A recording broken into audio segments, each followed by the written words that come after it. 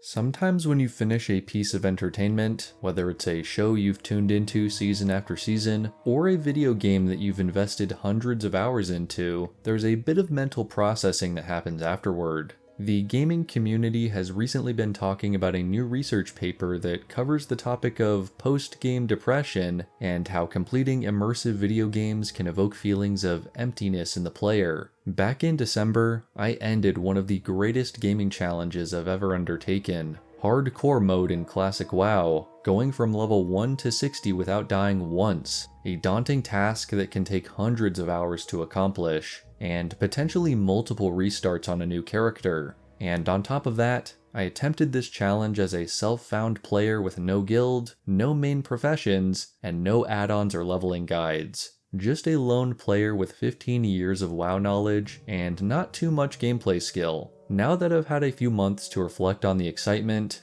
guilt, anxiety, close calls, wholesome moments, post-game depression, and everything else that happened as a part of this great quest, I'm ready to sort through my videos and present the complete adventure to you all today. I want to note that while I have a lot of material, I don't have everything, as I usually only turn on my recording when something interesting is going on, and I remember to hit record.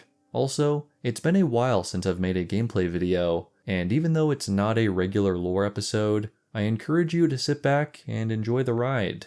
I hope you find the journey just as entertaining as the final outcome, and even though I won't be pursuing hardcore again anytime soon, it was really cool to experience Azeroth from an angle I never thought I'd find satisfying. I'll also be crediting every single person who helped me on this journey at the end of the video, so if you play Alliance on the Doomhowl server, maybe you'll get a little cameo. From humble beginnings as the Green Knight of Teldrassil, will my Night Elf warrior be one of the few to reach the exalted status of max level, or will he be struck down in battle before the finish line? Let's find out. As always, thank you for the fun comments and support, and with all that being said, let's get right into it. This whole saga actually began almost 2 years ago, back in May of 2024. My friend Nathan from the All Things Nerd channel hosted a hardcore Wetlands run tournament. A tournament that I ended up winning with a bit of luck and practice. At this point I had very little experience playing hardcore WoW, and didn't have any real intention of playing it even after the official servers launched. As someone who enjoys having one main character with all my items and memories and achievements in one place, I wasn't too keen on starting a character who could be wiped off the server at any moment, forever. But after the tournament ended, I was already in Elwyn Forest, and I decided to stick with my new character, Jedi Hardcore, to see what happened. A few days later, some Stone Splinter Trogs claimed his life at level 16 after a botched caving adventure. Multiple hours of questing down the drain in less than 30 seconds. After sitting in shock for a minute or two, I was ready to call it quits on the entire game mode, but that rush, that thrill of stepping into dangerous territory and not being certain if your character would make it was intriguing. It's a similar experience to hardcore mode in something like Minecraft, or even a battle royale to a limited extent. There's that risk involved that forces you to engage with the game at a different level. And so, not too many days later, I decided to try hardcore again, but with a different name this time. I wanted to be totally anonymous, so like many WoW YouTubers before me, I came up with an alias, Darkshore, the Night Elf Warrior. Perfect. As I mentioned earlier, self-found mode, no guild, no main professions, no add-ons. Really just piling on the masochistic bonuses for the full experience. However, I did allow myself the small luxury of the first aid secondary profession, so my warrior would at least have a tiny bit of healing available. The first Darkshore fared worse than my original tournament character. A reckless pull of gnolls in Westfall cut my journey short at level 14. Then, a few weeks later, a Red Ridge Brute, specifically this Red Ridge Brute, at level 15. If you've played hardcore, you know how disappointing it is to lose at any level, but it's a special kind of annoying early on in the leveling journey since you have to repeat content you just did. I was being overconfident and not judging my warrior abilities properly, but I was still confident that I could push through the early zones eventually. While this was going on, Season of Discovery and a busy year of my regular content creation were both happening, so I didn't have a ton of time to invest in another hardcore attempt. Once 2025 was underway though, I decided to give it another try. Somehow, I died at level 7 to Lord Melanus in the starting zone, talk about a rookie mistake, and a few weeks after that, I made the grave error of attacking Gobbler in the Wetlands before the proper level. My furthest attempt to date, annihilated by impatience. While making the Season of Wandering Wilds episodes last summer, I realized I still wanted to have an outlet that involved playing WoW, even though Season of Discovery was ending. 5 of my hardcore characters were gone, but I was hoping for a lucky number 6 going into the summer. The first 20 levels actually went off without a hitch this time, and I made it all the way through Teldrassil and over to the Eastern Kingdoms with no issues. I bounced around between Westfall, Darkshore, and a bit of Loch Medan, but stayed away from Redridge for the time being. I was pretty familiar with how to navigate these zones and the order of most of the quests, so most areas I was able to clear out with no problem, from the Defias farmlands to the mysterious Master's Glaive in Darkshore. I only started filming this journey when I surpassed my previous record and reached level 22, which is when I decided to collect all the relevant quests and travel into the Deadmines. You'll notice that I was trying to play pretty cautiously, and kept my sword and shield build to focus more on defense even as a DPS player, which is probably not the best strategy I could have had, but it's what I went with for a while. You'll also notice that I am not a super good WoW player. I might know a lot about the story and lore, but in terms of gameplay and optimization, not the best, and I'm totally aware of that. This is also sometimes exacerbated by the panic that hardcore mode can cause during a tough spot, but I'd like to think that I'm always looking to learn more and improve where I can. Anyway, with that disclaimer out of the way, we made it through the Deadmines and I got some rare pants back at Sentinel Hill. From here, I went back to Darkshore and Ashenvale, then began to branch out to the Wetlands as well. I was hesitant of Duskwood, mostly because of the wandering elites like Stitches, and the majority of the content is better suited for high 20s and early 30s players. The rest of my early 20s went well, only one close call against Ruzel in the Zoram Strand, but I was doing pretty good overall, and had a good supply of potions and bandages to work with. I even went back and took care of Gobbler, getting my revenge and truly surpassing all of my previous characters. As I was traveling and exploring more of Kalimdor, I tried to go up past the side entrance of Orgrimmar to get to Ajara and Ashenvale from Ratchet, but there are some high-level guards who I'm pretty sure would send me right to the graveyard. So I backtracked and eventually made it to Ashenvale and grabbed the Taurendis flight point as well. I really tried to stay in the yellow to green quest range, meaning on or below my own level, as anything orange really put my skills to the test and usually forced me to use a valuable healing item, but progress was being made. After a slippery battle against a mage summoner atop Dreadmist Peak, I even earned the Light of Elune, a unique, one-time invincibility item that stops all damage for 10 seconds. We'll come back to that later. I took care of most of the elite threats in Redridge with a great group, and even found a glowing Shadowhide pendant to start the Morganth quest line. Once I hit 30, I decided to briefly visit the Arathi Highlands before returning to the Wetlands and Duskwood to finish up with the other major issues. A lot of those Duskwood quest lines are absolutely amazing, but I'm actually not sure how we beat Morbant Fell with a group of 2, probably not the smartest plan. I also completed all of the fire-hardened armor quests in this time period too, which involved a trip into Razorfen Crawl. Then, I traveled to Frey Island for my level 30 class quest and beat up a few of the challengers, then went back to clean up some business in Ashenvale, and finally decided to swap to a two-handed weapon because of the increased damage and more weapon opportunities. In this next level bracket, I was splitting my time pretty evenly between Dustwallow Marsh, Desolace, and the early parts of Stranglethorn Vale. With a lot of quests available to do, it was sometimes time-consuming to hop between zones that were the most advantageous, but well worth it in terms of safety. The wall shortcut in one of the more dangerous Stranglethorn Vale ruins, which I actually made a video on, still came in handy. I made it a goal not to spam dungeons as a way of leveling my character, and originally planned on doing one dungeon about every 10 levels. I knew I wanted to enter the Scarlet Monastery at 40, so I made sure to hunt down some undead ravagers in Desolace to finish the prerequisite quest. I also ran into the Kodo caravan and tried the escort mission, but promptly abandoned it when the enemies almost overwhelmed me. Inside the Scarlet Monastery, things went really smoothly for my first time tanking a dungeon, and I even won both the Ravager Axe and Scarlet Commander Shield, which were both big upgrades. I went back to Stranglethorn Vale and mowed through some objectives now that I had a couple more levels, and even grabbed some life root from the Curzon Medicine Men that I was going to use for my specialty Warrior Axe later on. At level 40, classes have a lot of tips and tricks at their disposal to deal with enemies, and it actually wasn't very scary to help take down an entire patrol of ogres out in the open world. I have no idea why I decided to jump into the Gurubashi arena at noon on Labor Day Monday, but it seems like everyone else was enjoying their day off elsewhere, and I snagged the rare Arena Master trinket. This was also immediately following a close call in the nearby zombie ruins, but maybe I was just feeling lucky that day. It's hard to say what the blood craze of hardcore mode makes players do. I was making good progress in Stranglethorn Vale, Tanaris, and the Badlands, and I even got my Whirlwind Axe and a Fiery Blaze enchantment, which I believe is the only enchantment you can earn while leveling out in the open world. I planned on putting it on my max level weapon, if 60 ever happened, so I stored it in my bank and kept on traveling. Unfortunately, this is the part where we have to talk about the incident. If you've played hardcore for even a short while, you've probably experienced one or multiple of these. In hardcore mode,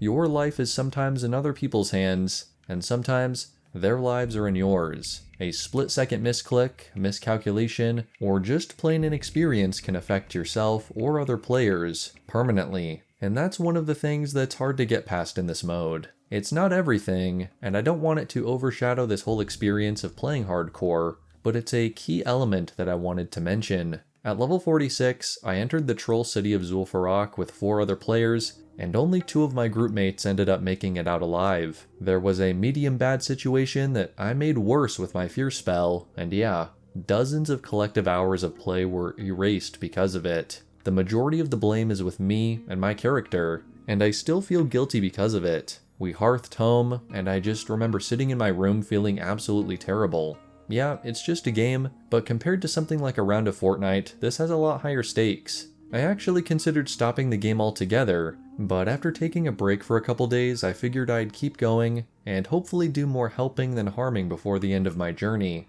If you've ever had an incident like this, I'd love to hear your experience or what you thought about it. And to all those folks whose hardcore runs have ended too soon, I hope you're still out there somewhere. They say the prophets know where every grain of sand has been, and where they're going. Can cast twisted retribution with a flick of the wrist, silence any who would dare mock the legacy of Twilight. And under the gathering dark, one goes to deliver a message to the singing blades of the hammer, for none who threaten the initiated can be allowed to persist. A few days later, I got back online and kept pushing through the high 40s, trying Razorfen Downs for the first time, taking down the Waste Wander bandits in Tanaris, branching out to other zones like Feralis, and even sneaking down to get some Atalai tablets in the open world part of the Sunken Temple. I even went back to Zul'Farrak with some higher level players, myself included, and we cleared out the entire city with no problem. The forests of the hinterlands also tend to work themselves into the questing experience around this time, and I was able to ride through one night and clear out nearly all the major objectives once the quest lines came into alignment. The terrace stronghold of Jintha Alor is one of the quintessential outdoor dungeons, but thankfully it went rather smoothly. I even made myself a Mallet of Zul'Farrak for good measure, though I only ever did one more ZF run after this point. Ever a completionist, I went back to Tanaris the next day to hunt for some treasure map fragments, and was eventually able to assemble Quergo's treasure map, which led me from northern Tanaris all the way down to Land's End Beach, where you need to deal with a pirate ambush to earn the treasure chest. This was one of the closest calls I had up to this point on the journey, and was probably a little reckless, but I did end up getting it featured on Classic Hardcore Moments number 260, which was kinda neat. I got to show off my clicking skills for all to see in this 5v1, and barely made it out alive despite the panic by using a tiny healing item from all the way back on Teldrassil. Sometimes those gimmick items from the starting zones really do come in clutch. After tying up some loose ends, I did a massive round of questing in the Searing Gorge, which carried me all the way to level 50. 10 levels to go, but still dozens of hours remaining, and plenty of chances for something to go very wrong. My second run in the Searing Gorge, which included the Torch of Retribution and the Incendisaur quests, got me to 51, though there was no way I was going to take down Morogh the Rager by myself. After some scattered adventures in Tanaris and the Arathi Highlands, both of which I wanted to do to clear up some green level quests, I got a group together to take down Mizrael, the corrupt princess of Earth. She isn't a pushover fight, and even summons elementals that can chase you forever, but our group came out on top, and I earned a good chunk of XP. It should be said that there is a lot of traveling and wide-ranging quests that happen from 50 to 60, and while I don't have time to go over every single clip, I hope I can summarize the main highlights for you all. Speaking of highlights, I fell through the hole in the ceiling of the slag pit and almost died, but I recovered and lived to see another day. Winter Spring, Feralus again, then back to the Searing Gorge to challenge Obsidian, the end boss of the zone.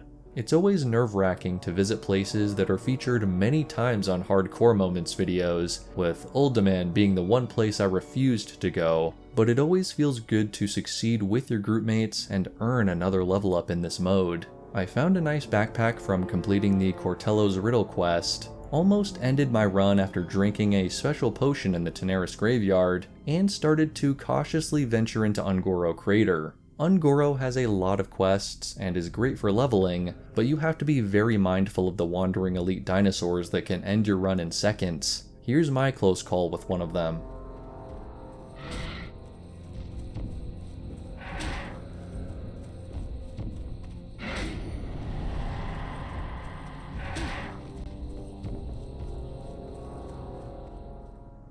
After doing an initial session here in the jungle, I spent the next day visiting Ajara and the Badlands before getting into a groove in the Burning Steppes with 2 other warriors, and we blasted through most of the outdoor quests in just a couple of hours. I then traveled to Desolus to destroy Khan Haratha just to say I did, then entered Amaradon for a partial run of the dungeon. Everyone seemed much more interested in just getting to the final boss ASAP, so I decided to grab what random quest items I could and just go with the flow. I went back to Winter Spring the next night, and didn't get too much done, but did grab 2 interesting clips. Did you know there's a random dwarf NPC in the Barrow Den below Starfall Village? Also, this is the only time on my entire run where I got footage of both of Azeroth's moons in the sky at once, which looks pretty cool. For the sake of transparency, I probably should tell you what happened to my Light of Elune, that one-time invincibility item I got earlier. You might ask, did I have to use it at the very last second to save myself from a terrifying boss? No. Well, was it my saving grace when I got layer swapped into a roaming pack of mobs? No. At level 54, I was mindlessly leveling my weapon skill on some bears and fellwood, and got a little too carried away, and in a panic I had to use it. There might have been a better way of handling it, but I just couldn't have my hardcore run end for such a dumb reason, so I sacrificed my insurance instead to keep on rolling. This may or may not have consequences down the road. I went back to Stranglethorn Vale to take down some sea giants and challenge the King of the Jungle with a few other folks, then waged war on the Shadowsworn for a warrior quest in the Blasted Lands before making Fellwood, specifically the Shadowhold, my main priority. As you might know from my recent video, Jediwarlock is one of the more dangerous open world spots in the game, and I wanted to push it as far back into my 50s as it could go, but I found an awesome paladin to help me out, and we pulled through just fine. For whatever reason, I ended up keeping my Hearthstone in Darkshire for the vast majority of the run, meaning as I got into my 50s, I tried to be on Stitch's patrol anytime I came back to town, which hopefully helped save a life or two for those questing in the area. After collecting all the relevant quests, we ventured into the Sunken Temple and dealt some serious damage to the trolls and corrupted green dragons. After a botched first run that ended because our healer disconnected, the second run went well despite me taking on the responsibility of the tank, which is not something I thought I'd do at this high of a level. By modern standards, Classic WoW is not that technically complex, but considering I'm used to just standing around and pressing Shadow Bolt on my Warlock, I think it was a good step up for me to try out. And we even executed a few tank swaps on the Aranicus fight. I should also take a moment to say that hardcore, at least in my experience, is one of the more positive and helpful WoW communities I've ever been a part of, and there's something about the one life mechanic that helps bring players together in a different sort of way. It's harder to choose apathy when dozens or hundreds of hours of progress are on the line, and I'd like to think that a vast majority of players are okay with stepping up to the plate and helping out a fellow player. This isn't the case all the time, but it was for me in the vast majority of cases. After the dungeon, I turned in all the quests, including the infamous unfinished Aranicus questline, and prepared to take on the final 2.5 levels needed to get to level 60. The amount of cross-zone travel and separate adventures all happening at the same time increases exponentially in these final few levels, and I wasn't totally sure how to piece together my final folder of clips, but here goes nothing. I cleaned up some finales in Kalimdor to reach level 58, from quests in Winterspring, to the Raptor Lore Corwi, and the Garishi Queen in Ungoro Crater. I don't have a ton of footage from level 58, but Winterspring was the zone I visited the most. Mysterious Owlkin, Corrupted Furbolg, you know how it goes. Ding level 59. At this point, I was starting to feel equal parts excited and also nervous. Either I would hit max level in just a couple more hours of questing, or I'd have an absolutely devastating defeat just before the finish line. During these couple of weeks in real life, I also legitimately, not even making this up, had at least 2 nightmares about losing my character. Probably a bad omen, or maybe a sign I need to get a life, but it also motivated me to keep playing when I could to see it through to the end. The Plaguelands were the other region I wanted to avoid for as long as I could, mostly because undead are immune to my fear spell, and there are plenty of treacherous areas, but it is a lucrative spot for XP, especially if you can find a player or two to help out. The plagued city of Anderhall is by far one of the worst spots even with a group, and despite some careful planning in a 5-person squad, we ended up getting mobbed by zombies and lost a good paladin. Even with trying to be cautious and taking things slow on my journey, I still witnessed a few of these tragedies that, at the end of the day, came down to either bad luck or a single bad mistake. Hardcore is brutal like that. Something that I was proud of, though, was going back and finishing the main Winterfall quest line that features our friend Donovan Snowden at the hot springs. I even befriended an orc rogue who was able to help eliminate the High Chief for me with very little issue. Call it cross-faction collusion, but I think it's little moments like this that make Azeroth especially memorable. With less than half a level to go, I went back to the Plaguelands to help out Tyrion on his little farm, and even grouped up with a fellow night elf who was at a pretty similar point on his journey. I was getting really close, and I started to think about what I would do to hit 60. Surely not just a random quest here in the Plaguelands, right? Not turning in cloth donations in a major city, or fighting mobs out in the wilderness. This was the end of a 6-month adventure, and I wanted to make it unique. I hearthed back to Darkshire, and prepared for the final stage. Silithus was quiet as I flew into Cenarian Hold, the sandy haze and rising moon making for a surreal setting as I rode out into the desert. There was one spot, far to the south, that if I discovered would give me the XP I needed to reach level 60. This was the final piece, a simple walk through a zone I've visited a dozen times. I approached the massive scarab wall, the symbol of all the ancient, insidious evil that permeates this land, and proceeded to walk across the finish line.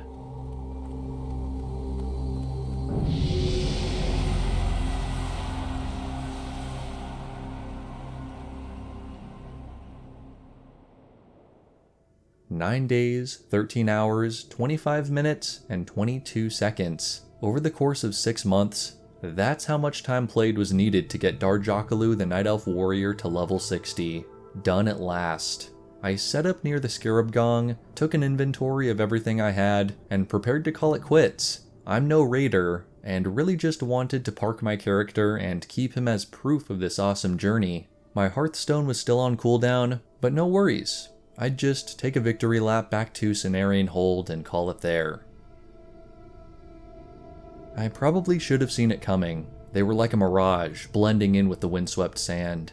I turned on autorun and looked away from my monitor for a second, and then they were upon me, the Twilight Marauders. A bit of bad luck and one dumb mistake, and I was dead within a couple seconds. I was too shocked to respond in any meaningful way. Looking back at the clip, Maybe I could have used my fear shout or hit last stand, but the element of surprise really got me. I mean, I had just walked down the road 10 minutes ago with no problem, and I didn't even register what was happening until they were all aggroed on me. I basically just sat in front of my screen frozen for a couple minutes. A crazy ending for sure, and you can even see the riders just standing there menacingly after it was all over. Completely unfortunate, but looking back on it, also kinda deserved. I just had to risk it all and try something fancy for the finale. And I guess that's the point of hardcore. Carelessness, even a second's worth, is a gamble, and my luck had finally run out.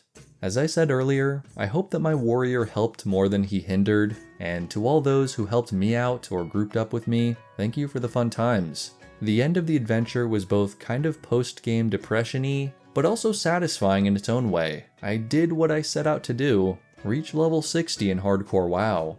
The one saving grace of these hardcore servers is the ability to transfer your character to a regular server for free once you bite the dust, which I did. But the prestige of level 60 doesn't quite carry the same weight on a normal realm. I even went back to Teldrassil, put on my old gear, and retraced my steps back to where it all started, the Green Knight of Teldrassil returning home at last. And so ends the tale of Darkshore the Night Elf Warrior.